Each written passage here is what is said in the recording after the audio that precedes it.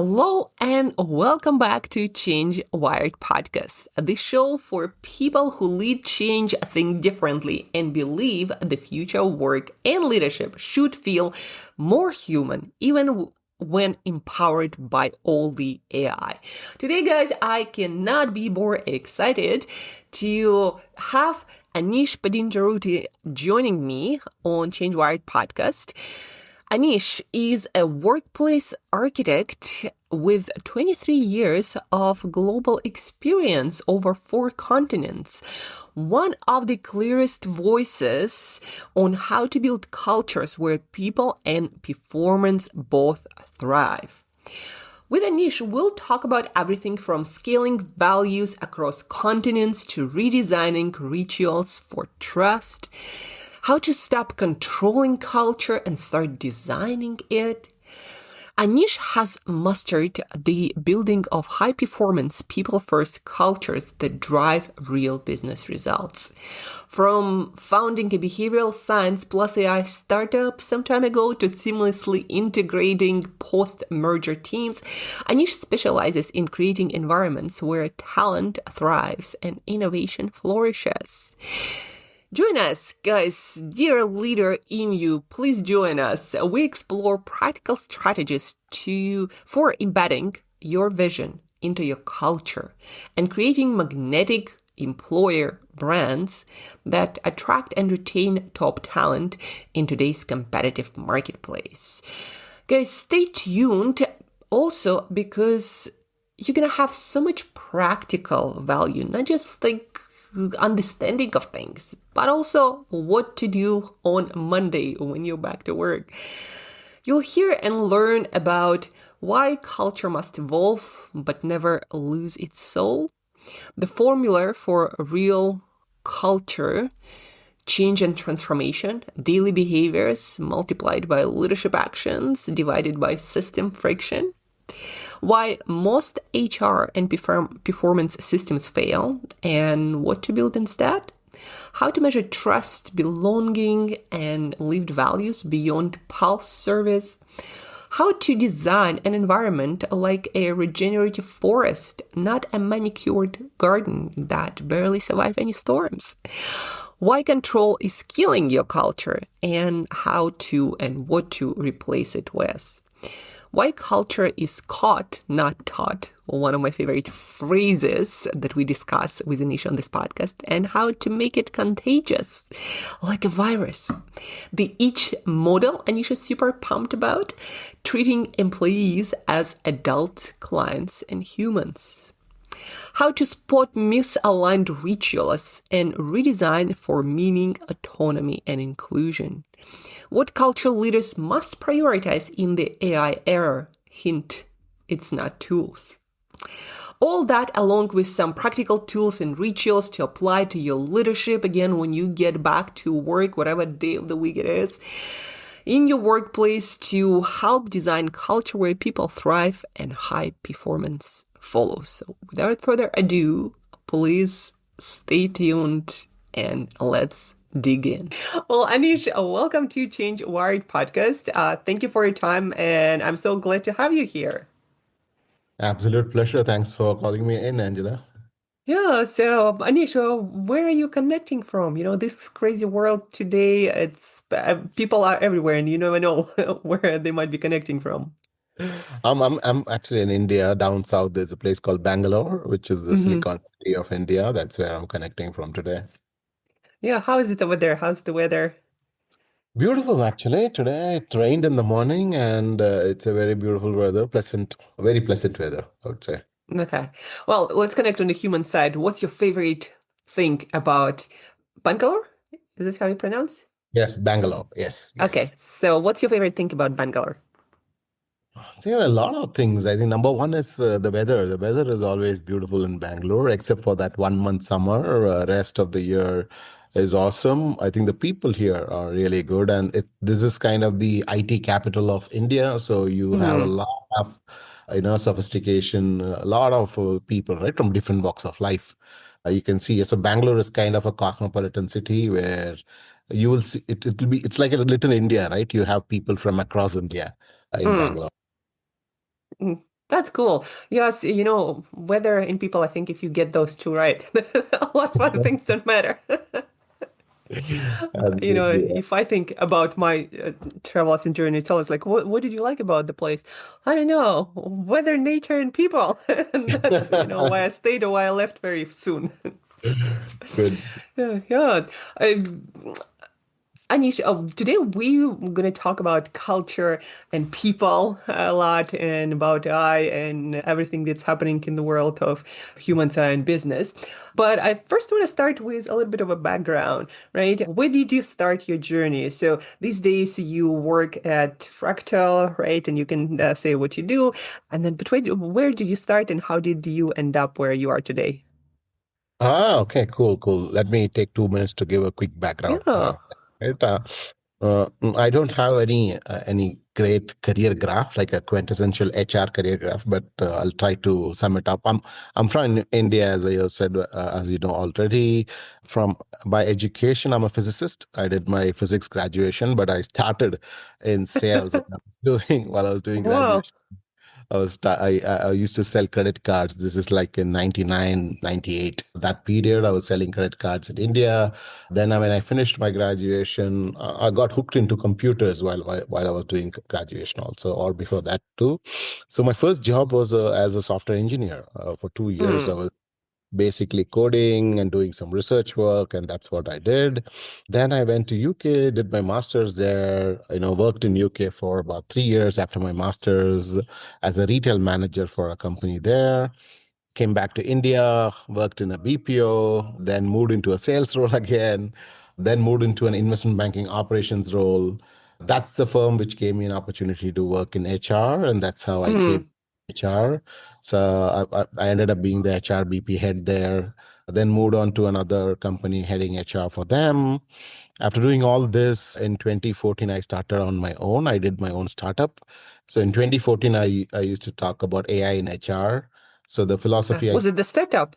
yes, yes. Okay. So the philosophy I had was this, and I think that philosophy stays true even today, is that happy managers create happy employees, create happy clients, create happy, Hmm. right? So my aim was to how do I make managers better leaders by use of AI. In 2014, we used to call it chatbots, bots. So that's the startup I did. I ran it for 3 years, couldn't scale it as much. Maybe I was a bit early to the market and a lot of rookie Hmm. mistake. Then moved on to this company, Fractal, which I'm Hmm. working now. It's been almost 8 years in Fractal. Up until 23, I was heading HR for Fractal Hmm. globally. In the past 2 years, I'm leading culture and brand experience for Fractal. So that's me, Yeah. and in Bangalore now. Yeah. What's an amazing journey, though. You said you don't have this, like, I don't know, perfect career narrative or a Uh, path, Very but non-linear. I feel like it's actually normal for a lot of people, and I feel like we need to get used to this idea. It's not about like the job title and following this job title your entire life, but it's about skill set that you build, that you cultivate, which you then apply to different positions where, where life leads you and where you can provide value. And I feel like, correct me if I'm wrong, like as HR leaders and in general, like any leaders, we need to be a little bit more flexible and open to this idea that just because the person doesn't come from that specific background, it doesn't mean that they can't do a really great job. What do you Absolutely, think? absolutely, absolutely. I mean, there's one phrase which I always use, right?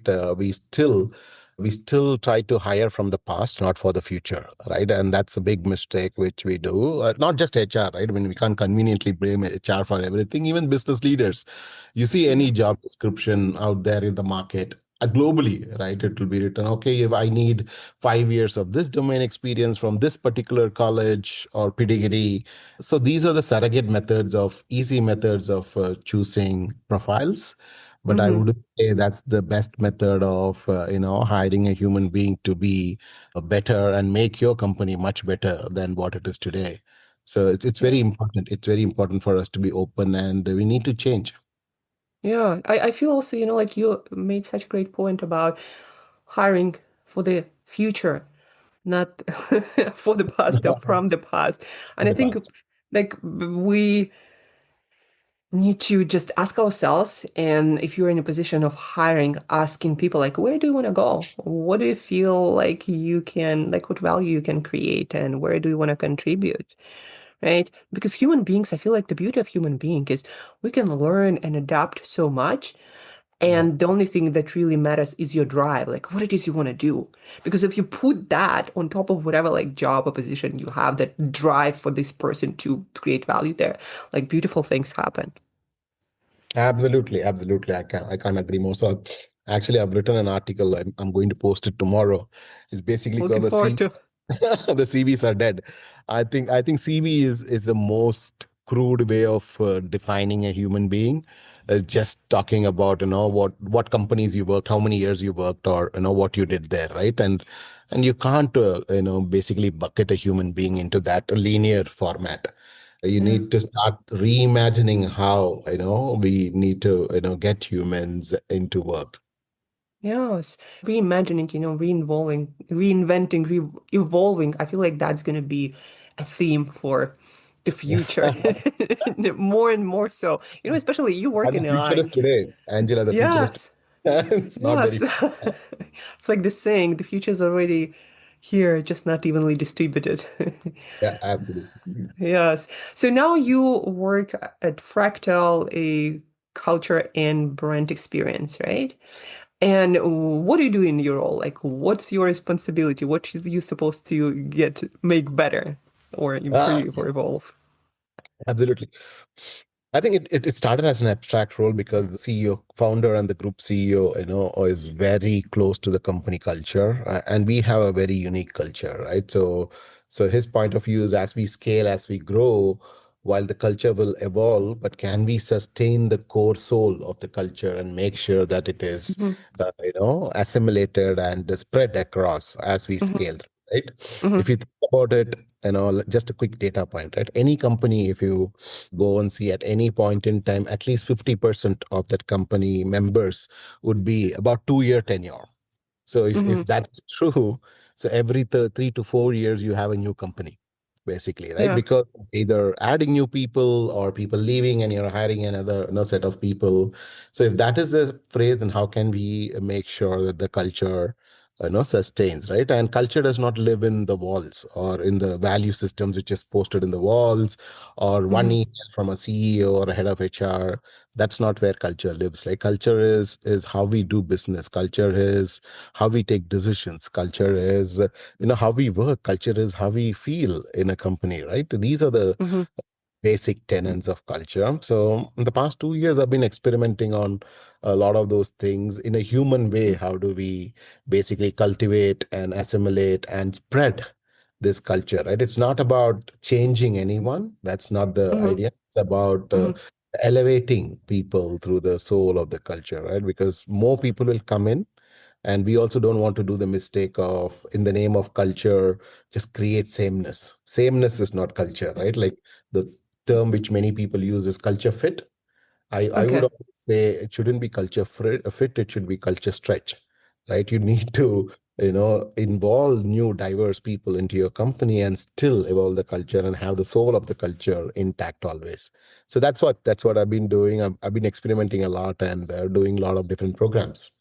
Hmm. You mentioned here like the soul, the core of the culture, but then you need to have a stretch and I suppose variety, flexibility. How do you make sure?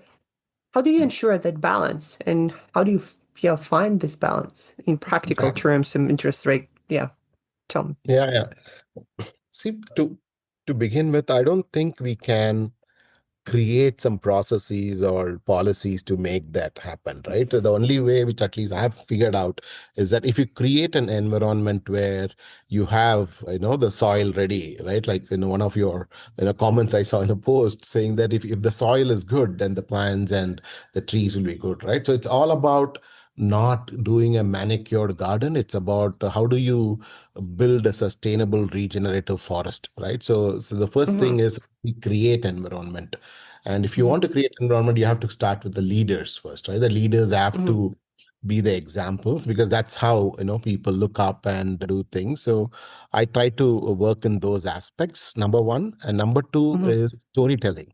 How do you Hmm. tell your company and culture story to people, new people or people who've already been there, and how do you basically, make that wide and spread, right? So Yeah. I've done a couple of programs around storytelling and how do we live our values, how do we live our people principles from leadership to the newest employee in the company, right? And basically distribute that, and that basically created some magic around keeping the soul intact.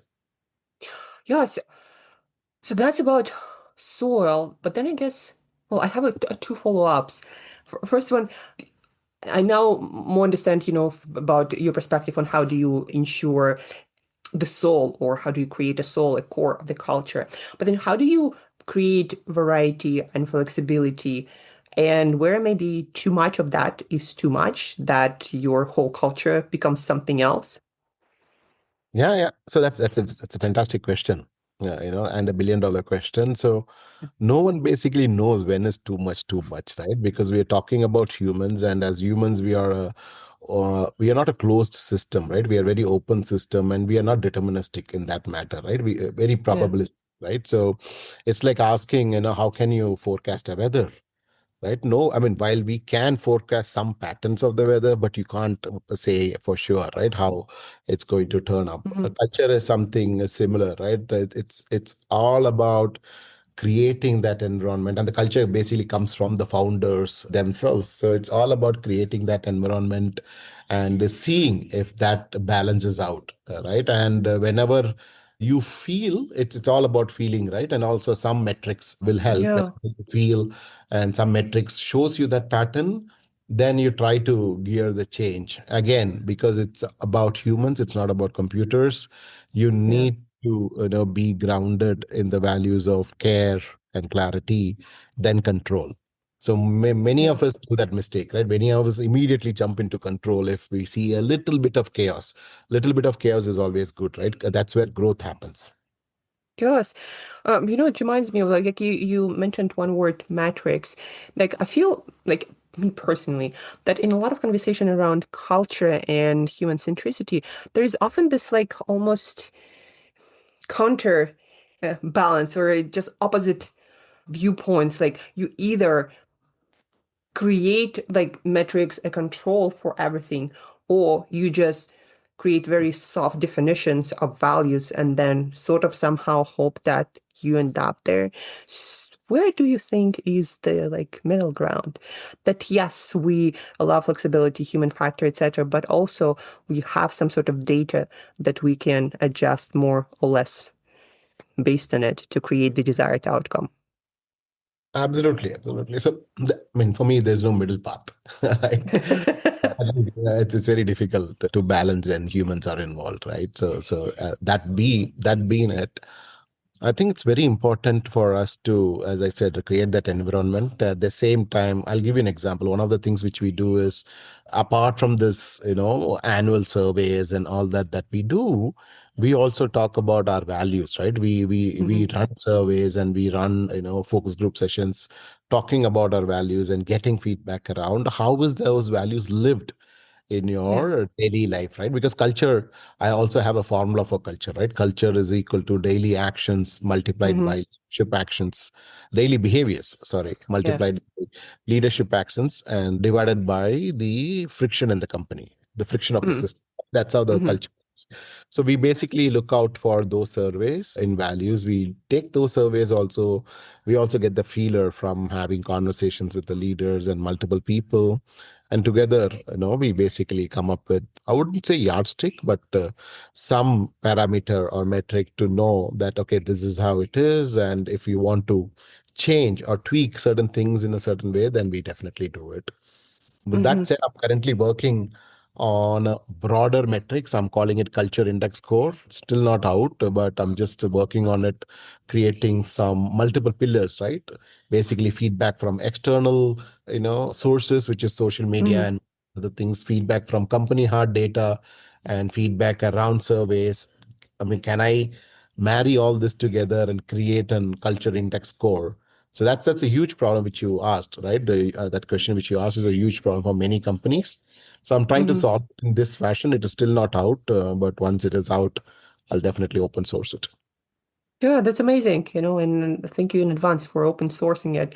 I always did, I'm like, when people do that, I'm like, yes, this person wants to create progress for all of us, not just, a metric to put the name on it, but that just my gratitude in advance for it. One question from here, okay, you see culture, working, and sometimes you see it's not working, right? Maybe you do certain assessments and you see, well, these things are off. How would you approach correcting of that culture, right? You see, I don't know, maybe let's say, oh, everyone's talking about trust. Like, if you see low trust, how would you approach correcting that? Absolutely. So I'll give you one small ritual which we do in the firm which I'm working today is we have a weekly town hall. Mm-hmm. Not once in a year, not once in a quarter, once every week. All right. The senior leaders are there. Everyone are invited. People all join. It's a 60-minute town hall. Of that, the first 30 minutes is about some presentation or some messaging from the leadership or some of the new things that we do, right? We just talk about it. The Mm-hmm. next 30 minutes is all about question and answers. So Mm-hmm. we open it up, we say, ask any question and we'll be honest in answering. And if we don't get the answer, we will tell you we don't know the answer, but we'll come back to you with the answer, right? So, and it's Mm-hmm. also anonymous. It's anonymous and non-anonymous. If you want to, unmute Be yourself, anonymous, yeah. talk, or if you want to anonymously ask, there is a channel where you can just directly, pose those questions. And those questions, what happens is all these questions goes into one area where all the employees can see the questions and people can upvote and downvote those questions. So Mm-hmm. whichever questions has the highest upvotes basically gets asked in the town hall first. But we'll make sure that we answer all the questions that are there. So that's Mm-hmm. one ritual which we do, which makes sure that the trust and transparency is, continued always. Mm-hmm. And I assume like if somebody has a question or something that's related to trust and there is something that leadership can act on, do you then publicly, I guess, say that, okay, this is what we heard and this is what we did based on the feedback that we got? Is that what happens? Yes, yes, absolutely. So that's one of the That's one of the very underrated mistakes that many people do. Not in this format, like town hall. I don't think many companies do what we do. Mm-hmm. But the surveys, right? Surveys, when this happen, people all will, push people to attend the survey and please, we want to hear from you. And when employees attend the survey, what happens, right? They'll just, many companies just after that just go silent, and some companies basically share the results and saying this is the results. But there is a third step to it. The third step Mm-hmm. is also saying, acknowledging, hey, these are the three, top areas that we need to concentrate on, which we got a lot of feedback around. And what are we Yeah. doing? Can we, send a report at least once in a month or once in a quarter also, right? To Mm-hmm. tell the people this is what we heard and this is what we are doing, and tell us how do you feel now, right? So Mm-hmm. that's important. We do it definitely, but I think that's a very important practice. Yes, practice, you mentioned rituals. And as you mentioned, you believe that culture is what we do. So rituals, what is a ritual? Ritual is something that you do consistently for a purpose of creating a feeling or certain energy or result, right? It's basically a habit, but has more of a, yeah, what's the actually difference between habit and a ritual for you? For me, like ritual is more something that you do for the change of internal state Hmm. versus just habit that you do like brushing your teeth. Although Yeah. you might also say it. What's the difference for you between ritual and a habit? Like I also like to say, for culture, let's build different organizational habits, and sometimes I don't call it rituals. Yeah, What's yeah, your yeah. take on it? I think, see, habits have a very deterministic, feel around it, right? Like you exactly said, right? I'll wake up, brush my teeth every day morning. I'll bathe every day. I'll wear a good dress, and all those kind of things, right? And it's all in some way, it's a self-centered thing. Hmm. Self, like for me, it's good for me, and it's better if I'm this kind of a person, external person for external audience, right? But rituals are, it's self-centered, but it's also group specific, right? In an Mm. organization, Organization is just a collective. Organization is what? Organization is a collective of people.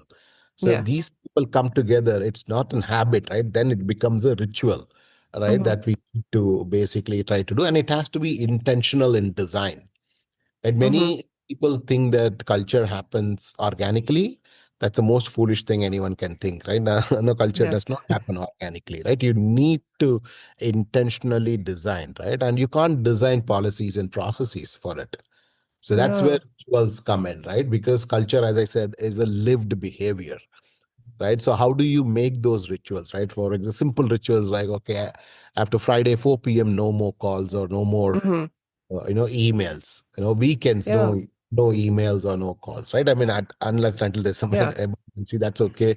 How can we have a agenda-less meeting? So Hmm.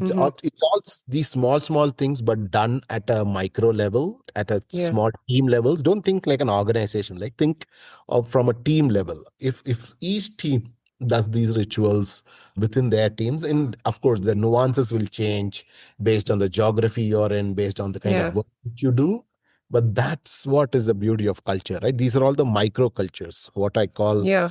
microcultures, which is very important. That we need to be very diverse and open in cultivating these microcultures. And one of the another mistakes which many large organizations, at least I've seen, do is they go into monoculture, right, where they say this is how we work and this is how everyone should follow, right? That's Hmm. basically not going to sustain for a long time, because then your trust will erode. If your trust erodes, then culture erodes with it. Yes, such an important topic. Like, again, back to this idea, like you have your principles, maybe even guardrails, right? And in that, you allow for human flexibility and help in allowing people to figure out what it is that's going to work for them. And yeah, and I guess that's the harder part is figuring out again what's the part that you allow for flexibility and what's the part that you want to ensure happens. It kind of reminds me, about of society as a whole, as global society. Like we have certain guardrails in place for a reason. If you just let humans roam freely doing whatever they want, anarchy and all kinds of stuff that's going to happen that then nobody wants, right? So you want certain guardrails, you want principles which cannot be changed and adjusted, and then you have flexibility in other different areas which then allow for culture to be flexible but still exist. Absolutely. Yes, Absolutely. and you already mentioned mistakes. And I want to ask you, actually, with your experience, now you probably also network with a lot of other leaders in culture, I mean, HR and in leadership in general. Like, what would be mistakes you learned from others you saw, maybe even, in your own self, you thought it was like that, but then like, didn't work. Now, what are some common mistakes, misconceptions that you feel exist till this day? And you also know that there are better practices in terms of that creating culture that works for organization. Got it. I think I've done the mistake also in my career. So it's not like this is only Yeah. external. I've also learned from those mistakes. So it's the number one mistake, I think, is taking humans for granted, right? What do you That's an mean? so I'll tell you what I mean, right? Yeah. As I said, organization, what is organization? Organization is a collective of people. So if all these people are coming and working with you, most of the companies today work in the premises of, okay, I cannot trust all of them, so I need to put all the guardrails possible, right? That comes in the Mhm. name of a lot of policies, checks, and processes and all these kind of things. So the intention behind it is, okay, I can't trust this group. Otherwise, if I don't put, like you said, right, if I don't put a boundary, then anarchy will come, right? So that's the biggest Yeah. mistake, right? If you think about it, in any organization, yes, there will be few percentage of people who will always take you for granted or take the other side, which is like 2 or 3, maximum is 3%, at least as far as I've seen, right? Even at a society Hmm. level. Yeah. But what do you want to build a company for that 3%, is the question. Hmm. We need to Yeah. build. for that 97 to 98%, right? So hence that's one of the biggest mistakes. Even I've done it in my career where I said, okay, no, I'll have to put all these policies, I'll have to put these things to for my team to work and everything.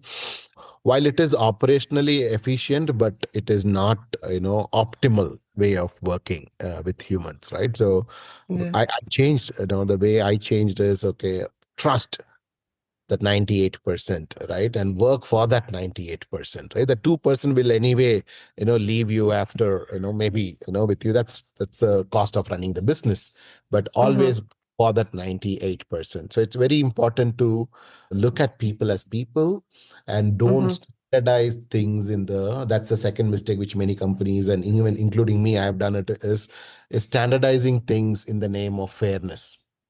Oh, I Mm-hmm. need to be fair with all the employees, so let me put a standardized policy. Okay, I'll just give you an Mm-hmm. example. Okay, there is Yeah. this leave policy in any organization, right? Something which they're saying, okay, you guys are all have like 20 leaves or 30 leaves a year because it is standard. They'll just slap it with everyone, right? And Mm-hmm. suddenly some new age companies will come and say, oh, we are also including bereavement leave. Oh, we are also including period leave. What does that all mean? Right? So my point of view there is, don't do the kind of standard leaves. Just keep it open for people. It's not like people will take you for a ride and, take six Mm-hmm. months leave. Just tell them, based on your life stage, if you need leave, take leave. Yeah. Make sure outcomes and everything's are set, and treat them as adults, right? Like there's a model called each model, which is treating employees as adults, clients, and human beings. So Mm-hmm.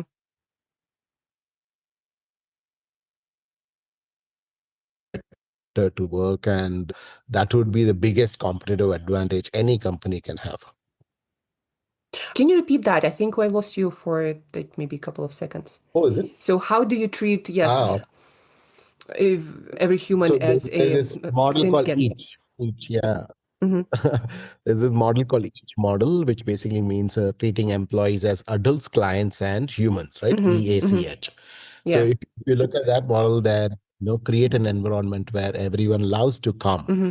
to work, right? Not because of their need, but because of their will. Okay, they want to come and work, Yeah. right? So that's the difference between need. So if you create that kind of an environment, I think those companies would massively, outshine any other companies in the marketplace, and that would be your biggest competitive advantage. Yes. If you mentioned here, again, like creating environment.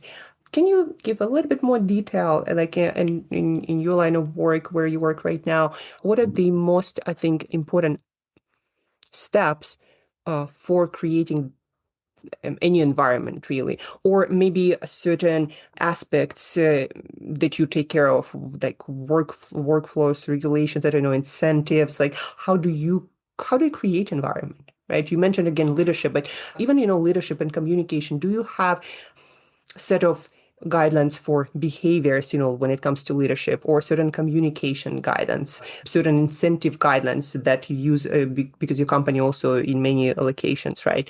How do you create environment? Yeah, I mean, two things, right? I'll tell you. It's a broad question you asked, and I can talk all day Yeah. around this. But two things I will mention is number one is the values, right? Most of the companies basically make values as nouns. Like for example, integrity or Hmm. collaboration. Okay, these are nouns, right? So Yeah. it means and it doesn't mean anything also at the same time. So you need to verbalize your values, right? Make it action-oriented values so that people can understand and make sure that you articulate it in a way that, and don't have like 10 or 20 values, have less than five, but articulate in a way that what is important as for this company and as a group that we are working together, number one, right? And number two, like you said, right, have principles of how am I going to take decisions? How am I going to run this company, right? Leadership Hmm. principles. So these are the principles which are very important. Like Google did one project called Project Oxygen many years ago. Hmm. right? And they came up with, I think, 7 or 8 principles based on managers and everything. Many companies do differently. I mean, within Fractal, we have leadership code, what we call leadership Hmm. code, which is not just created out of thin air, right? It was a collaborative effort where all the leaders came together, not just the leaders, right? Even the team members and everyone came together, and we collectively created that leadership code. And so if you have the verbalized action oriented values and you have principles or leadership codes in place and basically live that, right? That's where leaders basically come in. You have Yeah. a better place to work. Yes, values and principles. Can you give an example? Because you said we didn't use them as nouns, like integrity, but we verbalize it. So it's more about you do things in a certain way. Like, can you give an example maybe of a value or a principle expressed in this way? Absolutely, Abdul. So we have 4 values at Fractal, right? The one of my favorite values is extending extreme trust and being accountable, right? Hmm. Extreme is the operating word there, right? Extending extreme trust and being accountable, right? Be accountable. That's a value. So how Hmm. do we live this value? For example, one thing I've told you, right? We don't have a leave policy. Hmm. Just say people, I mean, there is some guideline. There's a guideline of, let's say, 27 or 30 leaves, but if you need more leaves as per your situation, please go ahead and take it. No pay cut. I've seen people, even in my own team, right? There's a person who fell ill and had to go into an operation and multiple things, and he couldn't work for almost 4 months. We Hmm. paid for all 4 months. We did not cut his salary or do anything, right? We paid Hmm. for that whole form because that's that extreme trust and being accountable. And when this person came back after the surgery and everything, uh, uh, we did not hold that 4 months gap as a gap for his performance, right? His or her performance, right? Hmm. We basically made sure that that person was included in the firm as that person has been here for a longer time, right? And Hmm. make that progression, and that person got promoted the next year also, right? Because of the performance and everything else considered. So that's one example. Second example, Fractal itself. I'll again talk about Hmm. Fractal, where we don't have an approval mechanism for reimbursements. Right. While Okay. we have some policy around guidelines around reimbursements, but there's no approval. So the only thing we say is, if you think you have spent it for client or company purposes, go ahead and reimburse. Hmm. That's it. Hmm. Right. And people are, sensible, and they know their adults, and they'll not, I mean, take us for granted, right? Maybe 1% may, but 99% would not. And we have not seen that also happening at Fractal. So that's one example of how do you live a value. And Yeah, this or is principle. something which employees see every day in, day out. And that's how they start believing in that value, right? Because values are also something which you will only believe if you see it, if you feel Yeah, it. I'll lead by example. That's so what I'm hearing is at some point your leadership got together, defined the values, defined the principles, and then also defined what it looks like in terms of behaviors, policies, like I don't know, incentives, etc. I think the question that I have here, okay, you translated that into leadership behaviors, but what about like maybe day-to-day work for people, all the way to front lines, whatever it is in Fractal, like daily decisions. How do you think it's detailed enough to have those to then guide people's everyday decisions about work, about their interactions with customers? Do you feel like you need to specify certain aspect of workflow more in any role? Yeah, please speak to I, I that.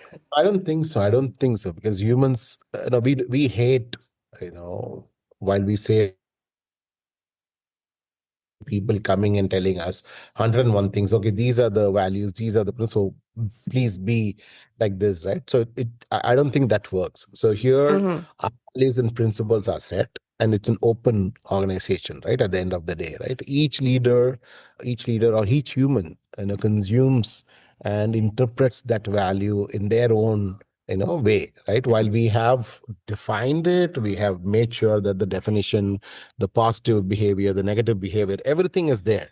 But it's not Mm-hmm. like we go and drive it into their head every day in, day out, right? Or however, we'll talk about it from the CEO whenever we have all these large meetings. We start with values, right? Why did we Mm-hmm. take the decision? So any Yeah. decision that is taken is always, gone back to the value and the principles, right? Okay, this Hmm. is why we have taken this decision, and this is based on, this value and principles. And that's how we encourage. So the word is encouragement. It's not enforcement. So you have to encourage people to basically come and do it. Yeah, a few times you may fail, few times there are mistakes happening, and some leaders, for the lack of better word, may not suit this kind of culture, right? So we may have to take some hard calls here and there. Hmm. But majority, if you encourage, if you set the environment, encourage, I think things Hmm. usually place. Yeah, and speaking of, encouragement, what are some ways that you feel work in terms of encouraging certain cultural values so they spread, scale, and lived more consistently? Absolutely. I think I've learned this in a way that, let me give you an example. Viruses, right?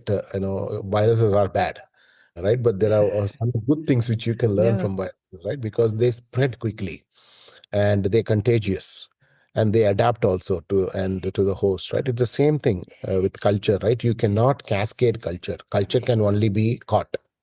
Right. So from that angle, we basically make sure once we lay down the environment, lay down these principles and values, it's all about the leaders, talking to their direct team members and vice versa, right? How do we basically bring that up? So Hmm. the most important, pillar of the culture caught up is those leaders, right? Leaders and managers and their own smaller teams. That's why, in Hmm. fact, I basically designed a new way of HR delivery itself. So basically, I've also written an article around it saying that HRBP is dead.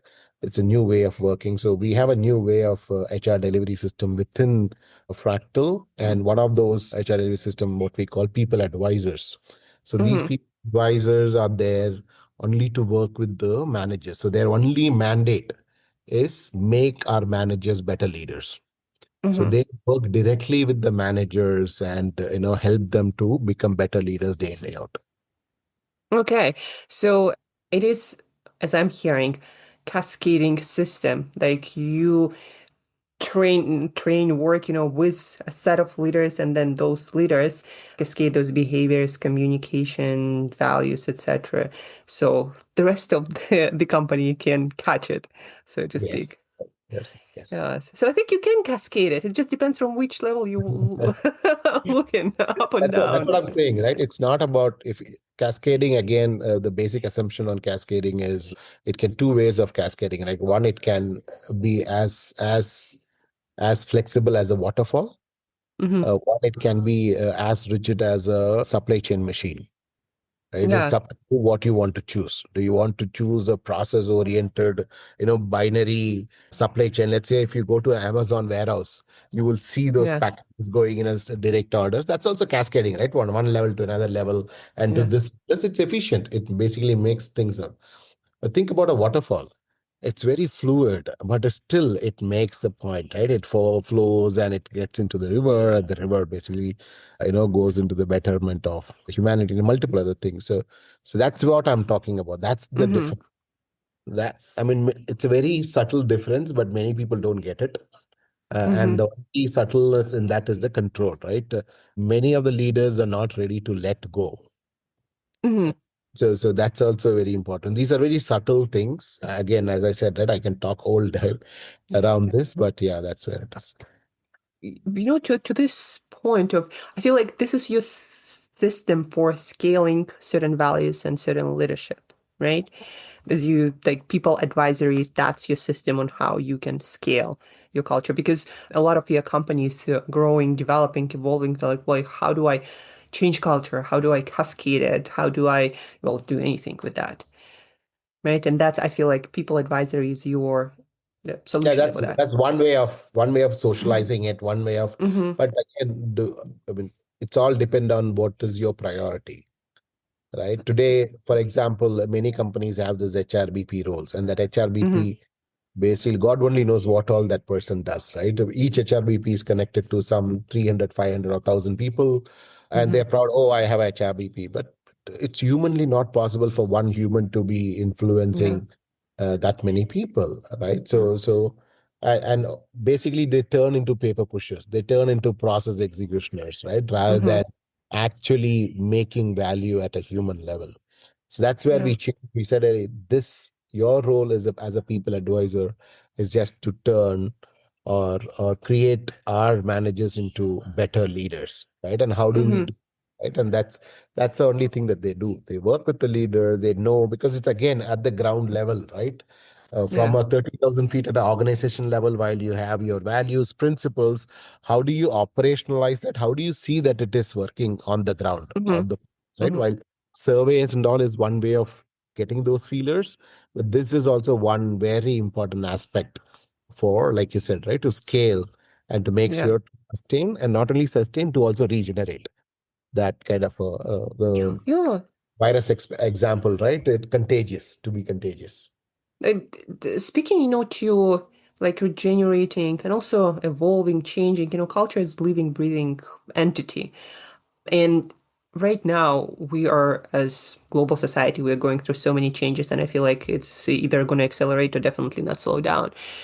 Do you have certain processes, principles, how you evolve culture? Like, let's say you feel like, we might, I don't know, need to bump up learning index in our culture, or yeah, I don't know, AI adoption, if that would be like a cultural norm. But I feel like it's just one of aspects of learning culture. Like, do you have a process which allows you to shift culture more effectively? Mhm. It's a very difficult question to answer.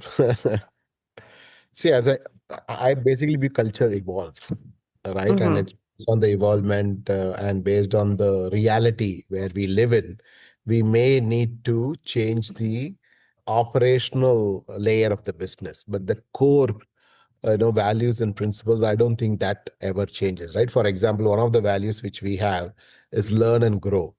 Mm-hmm. While it's a very verbalized value, it does not. It basically changes by the realities that we live in. Earlier, let's say for Mm-hmm. example, 5 years earlier, half cycle of technology was 2 to 3 years, right? Mm-hmm. Today, half cycle of technology is 6 months, 6 months to 12 months. The technology keeps on changing, right? So Yeah. while the learn and grow value is the same, but the way that it's accelerated a little bit more. Earlier, there was time because it's 2 to 3 years. Now it's about 6 to 12 months, right? So the time has basically, come down, right? So the acceleration of that value is basically going up, right? For that, you cannot write another policy or another statement or another value saying that, okay, now we will accelerate, learn and grow, right? It's just adding a word. But if you have the core sense, the idea is to learn and grow, and why? The idea Mm-hmm. to learn is you have to be at the edge of the industry. Number one, to make yourself relevant, and number two, Mm-hmm. to make sure your clients are relevant and winning in the marketplace. So if you have the why very clearly defined, when you Mm-hmm. basically define these values, whatever the reality is, you will start evolving, right? People will start evolving in those values. Yeah.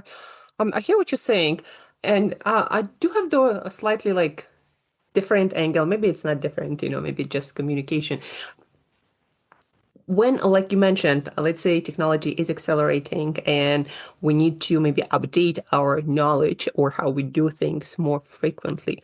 Like what I would do from perspective of behavior design, I would make sure that somewhere in person's schedule, there is time, there are resources for that to happen more frequently, right? So what we want to do, like people again update how they do what they do, what they learn faster, it corresponds with the environment. Like for me, that's also part of environment that the company or culturally created. Like what's your take on it?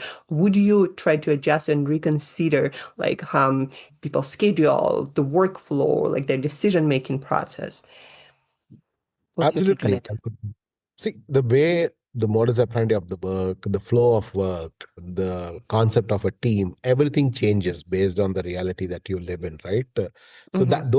those are what I said, the operational things that we keep on doing. But that does not mean that you need to change your values or principles. So the Mm-hmm. operational elements, certain things that we see. For example, today AI is there where we are also seeing some productivity gains, right? So if there are productivity gains, we basically, there is two arguments to it. Okay, if AI is, getting 20% productivity, that means you're getting 20% free time. What Mm-hmm. can you do more in that 20%, right? Can you learn more? So that's one way of argument. Another way of argument is, hey, since AI is increasing my productivity, my expectation with the clients have gone up. Now I have to Mm-hmm. double down, and what I used to deliver in a month, now I am delivering in 20 days Mm-hmm. at the point. So I am delivering more throughput for a month, which I used to do, but better now, right? So there are Mm-hmm. two ends of that argument. Of course, we will change some operational realities, how things like, for example, the thing example which you used, if learning has to be accelerated, you need to start learning, so you need to find space. So this group, because we have the culture, this group, whichever it is, they basically auto tune, so it's Mm-hmm. not necessary that you have to put while you talk about it in a town hall. Let's say one question will come in a town hall. Hey, this is Mm-hmm. what I'm doing and I'm not getting time to learn. What should I do? So these are the Mm-hmm. reinforcement systems, right? Then someone from the HR or the CEO themselves will come and answer. Then that becomes a smaller project to figure Mm-hmm. out, hey, what's actually happening in the company, where are the roadblocks, and if there are any roadblocks, then we'll try to basically think again. Design first thinking, right? We need to think, and Yeah. yeah.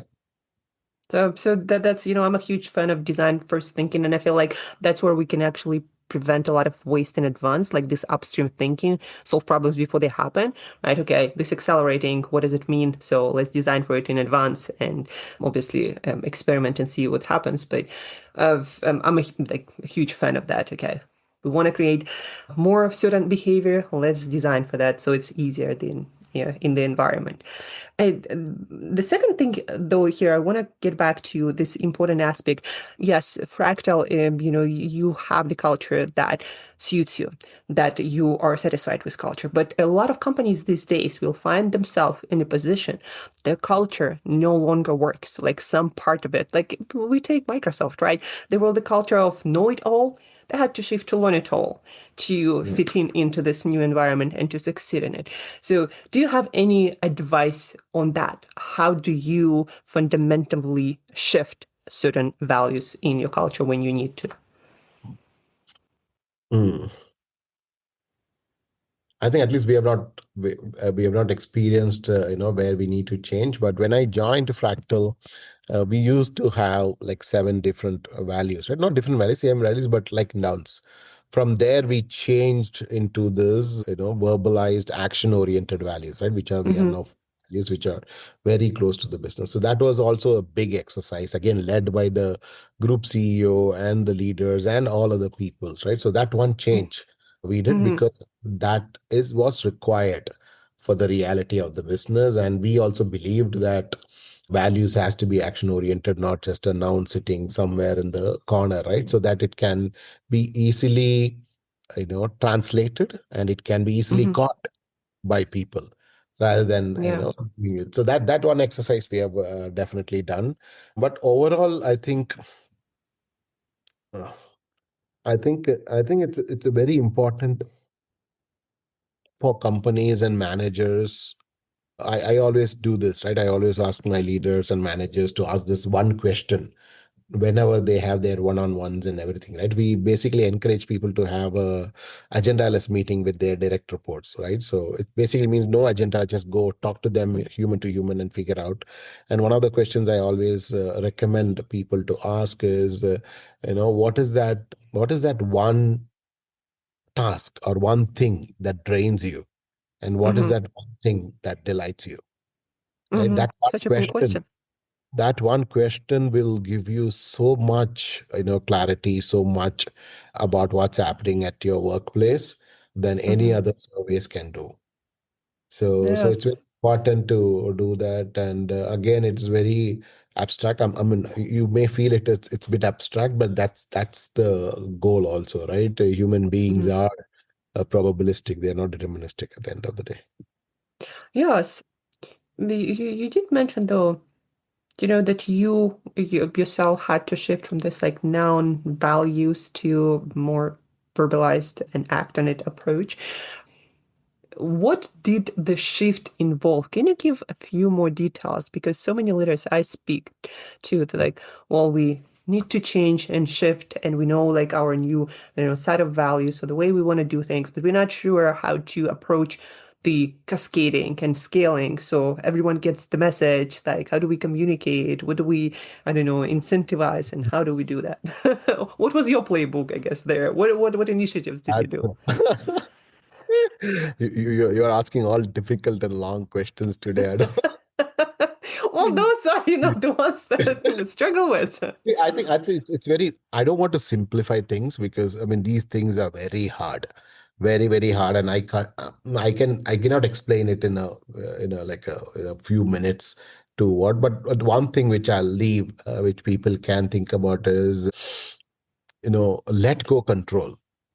Right, let go. I think if one principle they have to follow is basically let go control and replace it with care and clarity.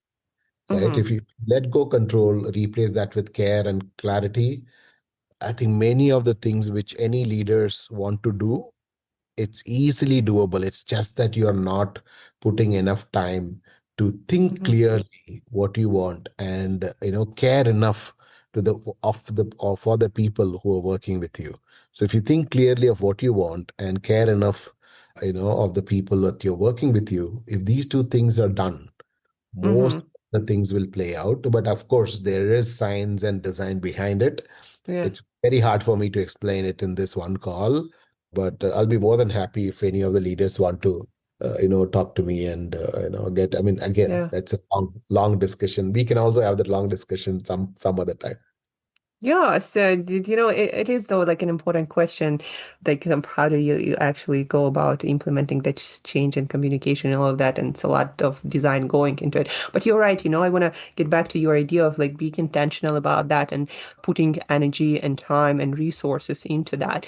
And I feel like, that leads me to the next question that I don't want to skip is that how do you uh I think what's your message to leaders to make sure that they understand that culture is important? What I'm pointing towards is like AI and all these changes and upgrades. Very often leaders feel like we don't have time. We don't have resources. We need to focus on performance, on operational efficiency, all of that. Like, I don't have time for culture. Like I literally saw the not assessments, but data around that leaders focus right now on operational efficiency and culture is like the last thing on their mind.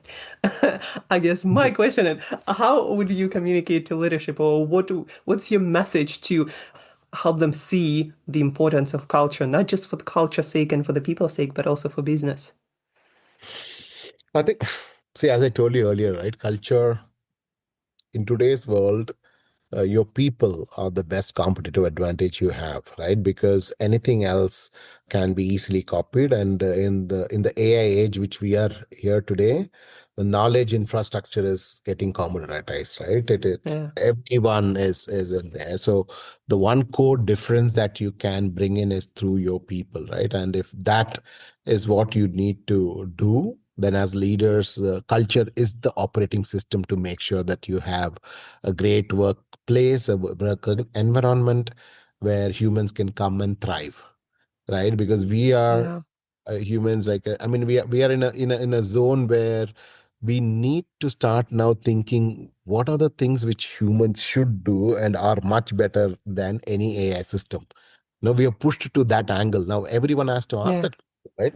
Many of us are not asking that question, but many of us have to start asking that question. What are those things that only humans can do? Right, if you answer those questions and if you want humans to do it in a very discreet and in a very fulfilling way, the only way is to create a great work environment, right? Yes. And yeah, sorry, and the only operating system for the work environment today is culture. Yes, culture, it's, to be, it's such a, I don't know, not metaphor, but comparison for me. It's like when you're trying to ferment something, like, I don't know, make sauerkraut or whatever, you're creating the culture in which that process can happen, right? I feel like humans are a lot like that.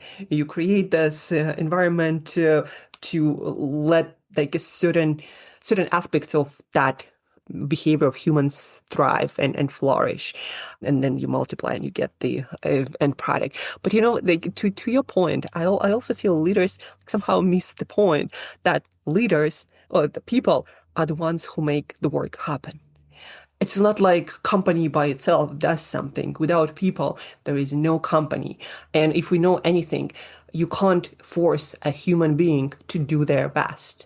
It can Yeah. only come out when the human being wants to do that, when we are motivated, when we are engaged, when we are thriving, right? That's how we will over deliver. Like, you can't force it, and you can't also pay people enough for that. Like, there is plenty of research that people only motivated by money to a certain degree, right? And I feel like that sometimes leaders miss, like, people will do the work, and if your people don't thrive and don't want to do their best, like, your business will not do its best. Yeah, absolutely, absolutely. So that's amazing, discussion so far. And of course, you're working in AI, and we are going, AI is the subject of the era. I want to ask you more, a little bit more about AI and culture. I think the first question I want to start with is, did anything, in your opinion, change dramatically in terms of creating culture, building, evolving culture, maintaining it when AI came along, so to speak? Is your work different right now? And if so, in what way? I don't think uh, much have changed from a technology perspective, right? While few years ago people were still working and AI was there, and if you, I mean, 3 4 years, it was about 3 4 years ago, right? There's whole chat GPT came in, and that's when people started feeling the visceral way of AI, right? It's not that before that AI was not existent. We were Yeah. still working at AI at that time, but it was not very, how do I say it? It was not very mass that Mm-hmm. everyone can understand. When ChatGPT came in, and that's the when the shift happened, right? Till before ChatGPT came in, whenever you talk about AI or you see some articles in LinkedIn or wherever, you would always see some Terminator robo as a picture. Right? That's how people related to it. But after ChatGPT came, they said, "Hey, these are the possibilities that they are there." Right now, at workplace, when ChatGPT came and people are talking about productivity increase, people are talking about job replacements, people are talking Yeah. about redundancies.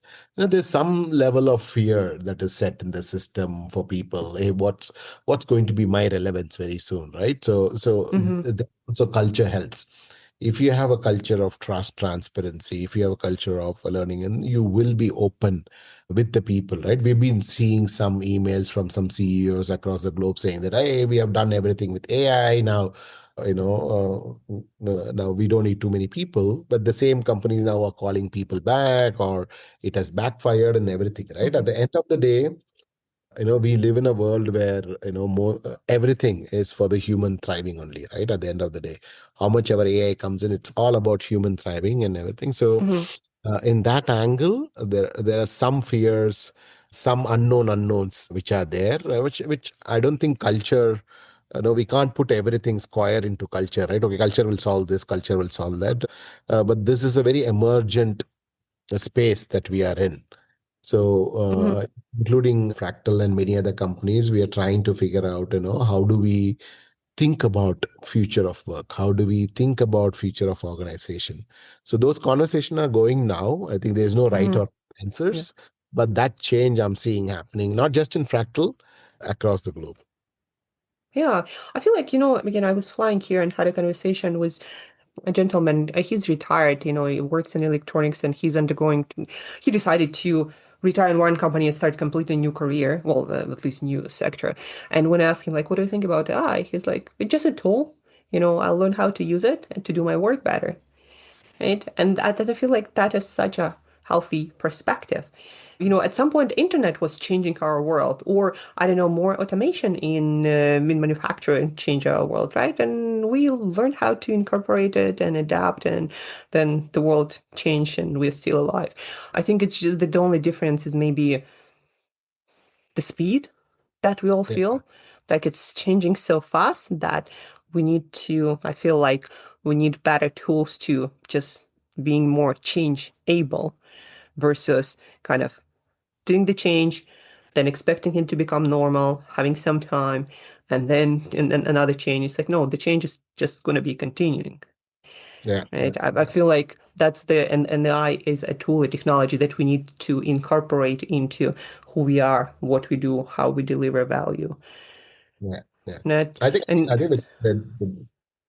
the only difference between the changes before and AI is that all the changes which happened earlier from internet, cloud, or whatever, right, yeah, is all based on consumption layer for humans, right? We consumed it.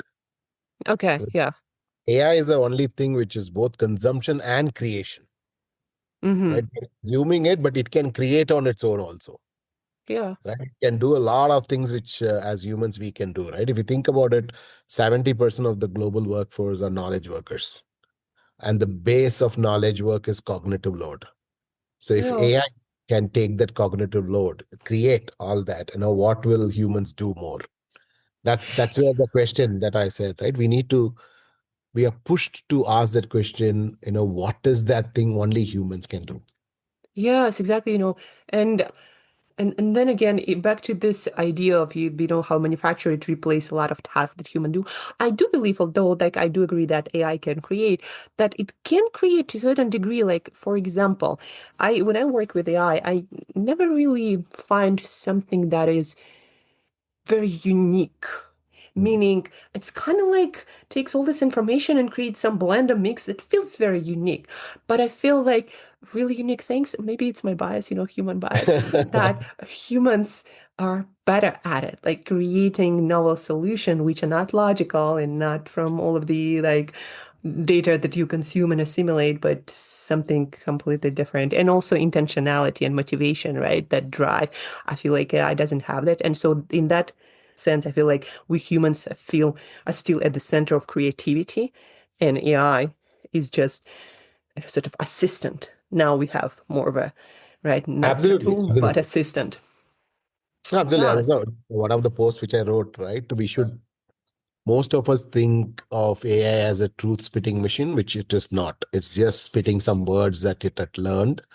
Treat AI as your sparring partner, right? yeah, So you get better working with it, challenge it, put those. So basically, how humans learn, we learn by iterations and making mistakes. With AI, you can do that much faster, 10x faster iteration, 10x yeah, faster. So you get 10x better. That's the whole point. So don't just exactly. believe in AI as a truth spitting machine. Just treat it as a sparring partner. Yeah, and back to that again, to this idea that you mentioned, what it is uniquely human that we do. And I think each of us need to learn to ask this question on a regular basis. Like, why am I here? What is the value that I'm here to create, right?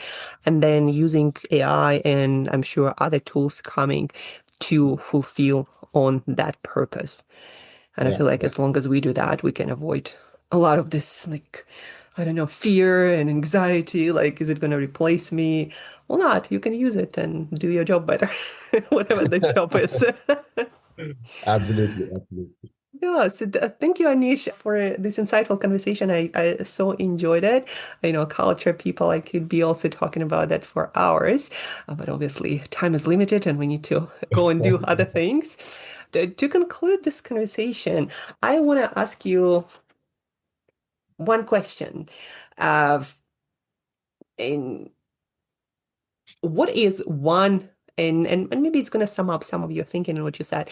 What is one mindset shift that you want to leave listeners and leaders with, finalizing our conversation? So mindset, like the way to think about things, culture, HR, people, and then one practice shift, like what people you'd wish think differently and do differently, specifically people at the position of leadership who, although I'd argue everyone is a position of leadership, people who want to shape cultures, other people, environment around them. So one mindset shift, how to think, one practice activity shift, how to do things. Okay, cool. So my mind shift from for the AI age, you mean? That's what hopefully that may be helpful. Mostly Or into culture, HR, but also if it's something about AI, yeah, you can speak to that I also. think one mindset shift in that angle is culture is everyone's job. Culture is should not be siloed under HR, Mm-hmm. right? So don't think that culture is something HR is doing something or some organization, right? Culture is everyone's job. So it's very important that you create your reality, and human beings create realities by the stories that they tell in their mind, right? So best mindset change is start telling better stories. That's the mindset change, I'll say. And the second question is leaders, right? I mean, like, I also believe leaders, everyone are leaders. There are only two kind of people, right? You are either a leader or a follower, right? And not in a very visceral sense, but everyone needs to become leaders. So I think one thing which I see a lot of leaders do, uh, which which is very amateur, and also it shows some leaders have not thought through these things. Is number one is leading by fear, What do you right? mean? So basically leaders think, okay, if I'm the leader, I'll tell and you will listen to me, otherwise your job is at stake, or your task or your growth is at stake, and multiple other Mm-hmm. things. So many of our managers and leaders sometimes go into that zone where I Mm-hmm. have to lead by, with fear, right? So that there is a fear of me doing something, hence people will start, operating in a way that it should.